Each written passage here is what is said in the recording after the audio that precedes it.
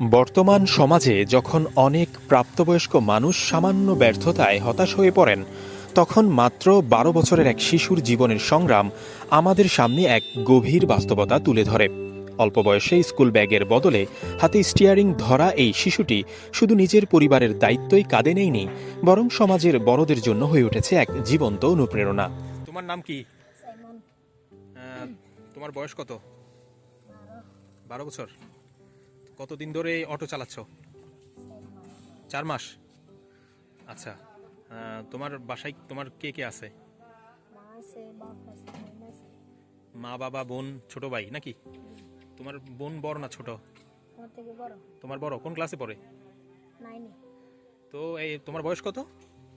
12। 12 বছর। তো তুমি, তোমার আব্বু অটো না চালিয়ে তুমি কেন চালাচ্ছ? আমার বাবা অসুস্থ। তোমার আব্বু অসুস্থ? ও আচ্ছা আচ্ছা। তো এখন তুমি কোন ক্লাসে পড়ো? হ্যাঁ? কোন ক্লাসে পড়ো? ক্লাস 6-এ? এদিকে দেখি তাকাই বলো, ক্লাস 6-এ। তো স্কুল চালু হয়নি এখনো? চালু হয়েছে, কালকে থেকে যাবো। তো স্কুলে যাওয়ার পরেও কি অটো চালাইবা? হ্যাঁ। ও, তো অটোতে সারাদিন কয় টাকা ইনকাম হয় আর জমা কত দেওয়া লাগে? 780 শব্দক জমা। অর্ধেক জমা মানে 700 টাকা হলে 350 টাকা দিয়ে দেওয়া লাগে। তাহলে এই টাকা দিয়ে কি সংসার চলে ভালো করে? অল্প চলে না, বুঝতে পারছি। তো তোমার বাবার নাম কি? রশিদ। রশিদ।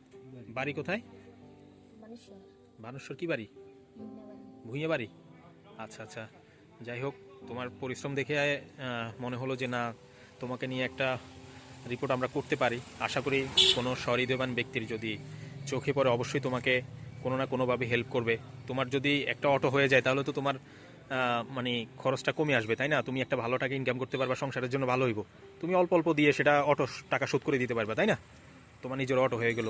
যদি কেউ কোনো সহৃদয়বান ব্যক্তি থাকেন তাহলে অবশ্যই তার বাড়ির কথা খেয়াল রাখবেন এবং তাকে কিছু হেল্প করবেন আপনারা সবাই মিলে। আল্লাহ হাফেজ। তো কালকে থেকে অবশ্যই স্কুলে যাবে, তাই না? ওকে, ভালো থাকো, সুস্থ থাকো।